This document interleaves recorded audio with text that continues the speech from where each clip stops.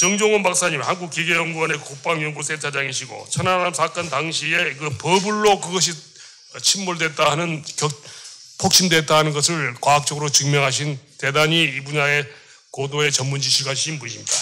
우리 장 박사님 말씀 부탁합니다. 네, 안녕하십니까. 방금 소개받은 정정훈입니다. 먼저 오늘 굉장히 유의미한 행사를 우리 개최해 주신 우리 심재철 국회 부의장님 그리고 또 자유민주연구원의 유동열 원장님께 감사드리고 제가 이렇게 그 토론에 또 초대를 받은 것에 대해서 영광스럽게 생각을 합니다. 예.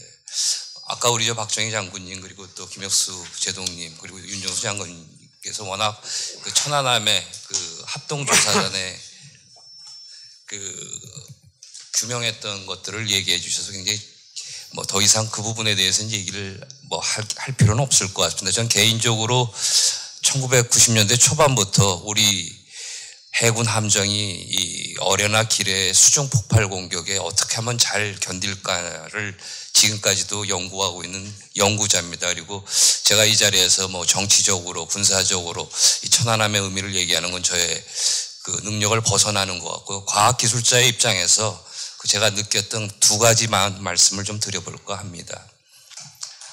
그 참 안타까운 거는 저는 사실은 이 아까 우리 이정훈 기자님께서는 뭐 민군 합동조사단의 여러 가지 또 불만이나 이런 것도 그 얘기하셨지만 저는 우리 저 민군 합동조사단의 그 성과를 내는 그 과정과 그 기간을 생각해 봤다면 저는 이 대한민국에서 앞으로 이런 과학기술이 굉장히 깊이 관여된 국가적 현안에 어떤 솔루션을 찾아가는 데 있어서 이 민군 합동조사단이 해왔던 과정을 하나의 베스트 프랙티스를 화해야 되지 않을까 이렇게 생각을 하고 있습니다.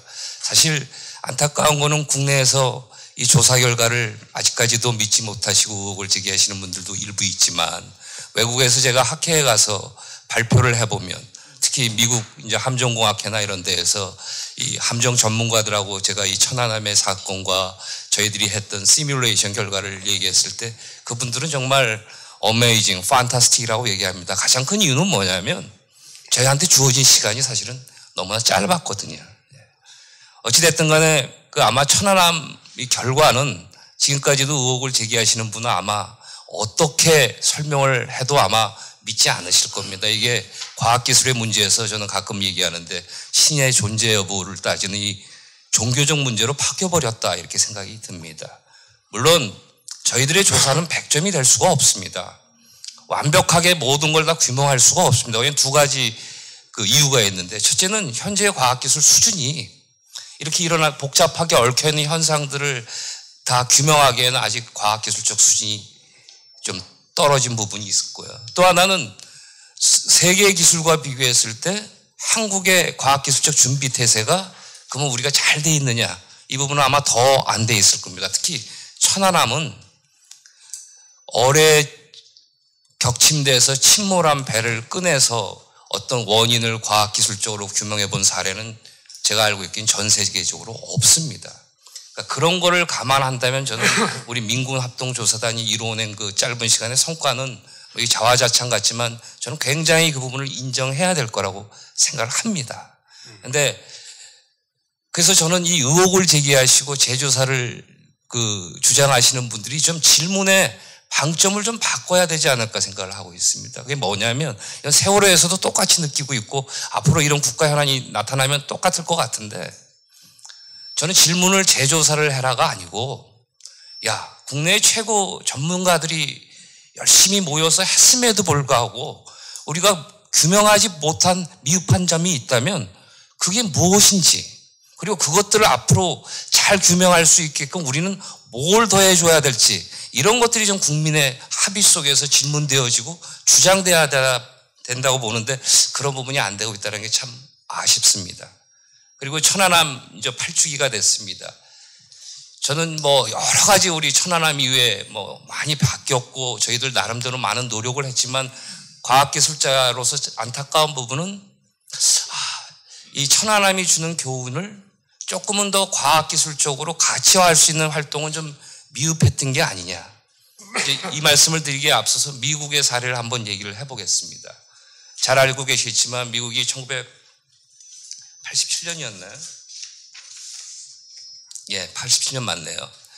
5월 달에 이란 이라크 전쟁 때 미국의 호위함인 USS 스타함이 그 이라크의 항공기에 쏜 엑소세 미사일 두 기에 피격됐습니다. 근데 불행 중 다행인 거는 그 두 발 중에서 한 발만 폭발을 했죠. 이 경우에도 승조원이 37명이 전사하고 21명이 부상당했지만 손상 통제를 잘해서 하여간 그 자국까지 실어가서 복귀를 했습니다. 복구를 했는데 그 복구 비용만 해도 얼마냐면 1억 4,200만 달러가 들었습니다. 그 이후에 잘 임무를 수행하다가 퇴역을 시켰던 배인데요. 이 USS 스타학이 일어났을 때 미국이 보여준 그 성숙한 태도가 뭐냐면, 물론 뭐 여러 가지가 있겠지만 미국은 이 교훈을 과학기술적으로 가치화하려고 굉장한 노력을 합니다. 그 첫 번째 사례가 뭐냐면 국회에서 해주신 건데, 우리가 굉장히 설계를 잘해도 예상되는 저런 적의 위험 무기에 피격되고 나면 우리 아함이 굉장히 문제가 있구나. 그래서 미국은 국회에서 1987년에 Live Test and Evaluation이라는 법을 제도화합니다.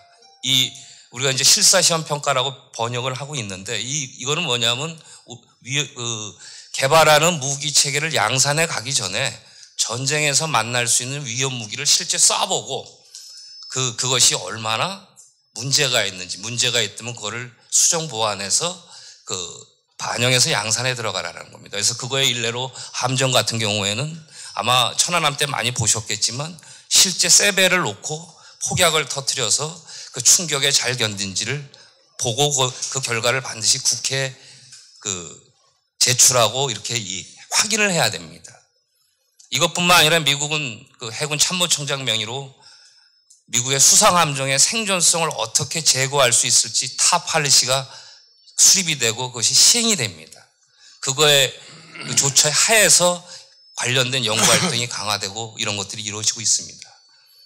그래서 제가 말씀드린 건 이것이 굉장히 체계적이고 종합적으로 그 교훈들을 과학기술적으로도 가치화 활동을 하는데 우리들도 뭐 부분적인 연구들을 하고 있습니다. 뭐 대표적이면 저는 기계연구원의 연구자로서 뭘 지금 연구를 많이 하고 있냐면 천안함을 보니까 침몰 시간만 좀 지연시켜드리면 그 배는 비록 잃어버릴 수 있지만 우리 고도의 훈련을 받은 승조원들은 이함을 해서 탈출할 수 있겠거나 해서 어떻게 하면 조금 더 지연시켜 드릴 수 있는지 이런 설계도 하고 있고요. 또 방위사업청이나 해군이나 이런 국가연이 노력하셔서 그 어뢰에 대한 그 능동 기만 체계 같은 것도 지금 개발 중에 있고 카이스트의 근접 수중 폭발 연구 실을 운영해서 이런 연구들을 하지만 이것들은 굉장히 제가 보기엔 부분적이고 파편적이고 어떻게 보면 일관되지 못하다라는 문제점이 있습니다. 그래서 제가 이제 말씀드리는 건 뭐냐면 결론적으로 그냥 이게 단순히 저희가 뭐를 규탄하고 뭐 이렇게 해서 하는 요식행위가 아니고 이것이 진정으로 천안함이 저희한테 주는 교훈을 가치화하려면 저는 이게 과학기술적으로 뭔가 가치화를 시켜야겠다. 그래서 지금 이 함대가 보존돼서 일반 그 국민들한테 전시되고 있는 우리 천안함의 그 손상 선체를 사실 다시 한번 완벽하게 디지털로 복원화시켜 놔야 됩니다.